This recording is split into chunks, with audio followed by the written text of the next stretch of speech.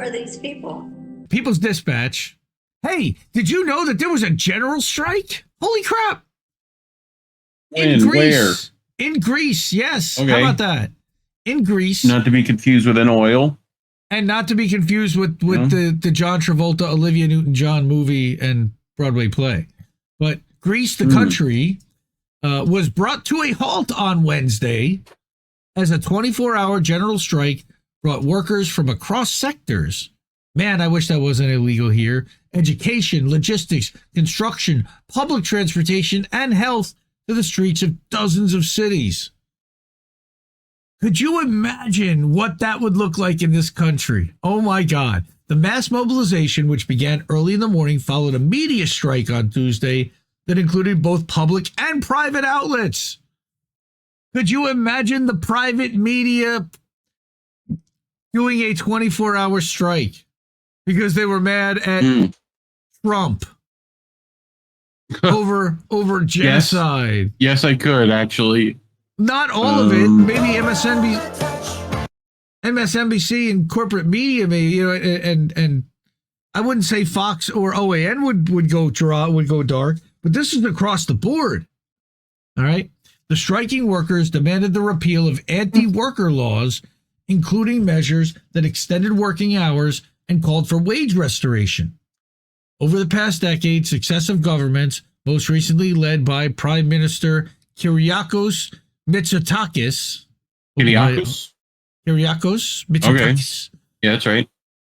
Have implemented austerity policies, just like they do all the time in Europe, under pressure from the EU and in international financial institutions like the IMF and the World Bank. That's what they do.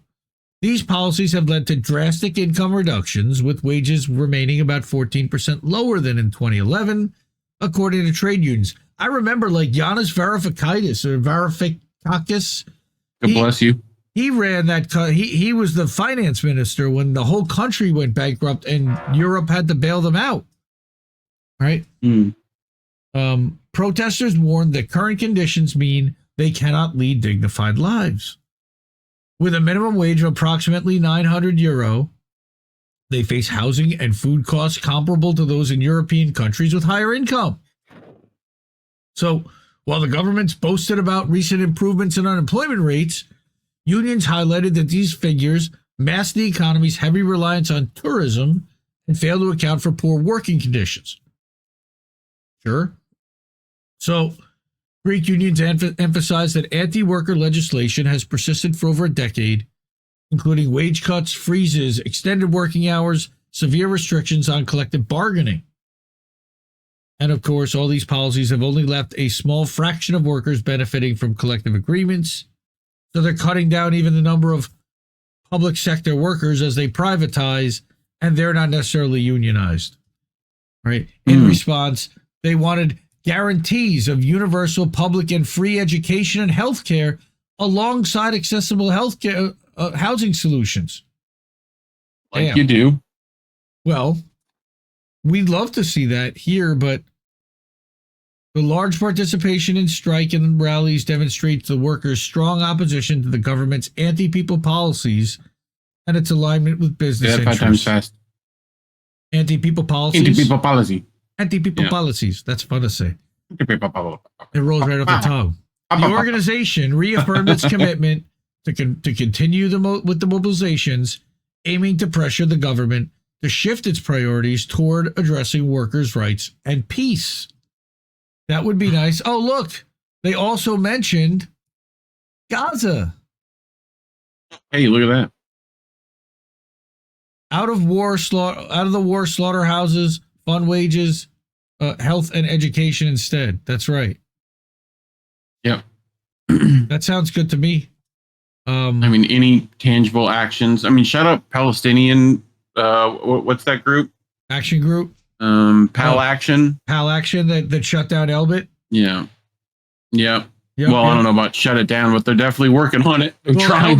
Elbit lost some kind of major contract with the government to supply Israel with drones, or some $3 billion contract. Okay. So that's Greece. I didn't see anybody else mention that there was a general strike in Greece, so I thought it was important to mention it. Sure. Talking about stuff like that definitely is why we will never be remonetized. My guess is on YouTube. So if you do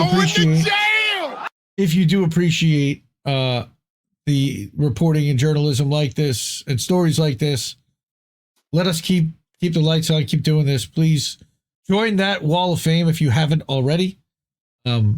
All these awesome people already have. Easiest way to do that is Cash App. If you've got that, $ Indie News Network, INDIE. All right, Ko-fi.com, PayPal, Patreon. There's also INNnewsletter.com you see going across the scroll. All right, there you can support that with a monthly.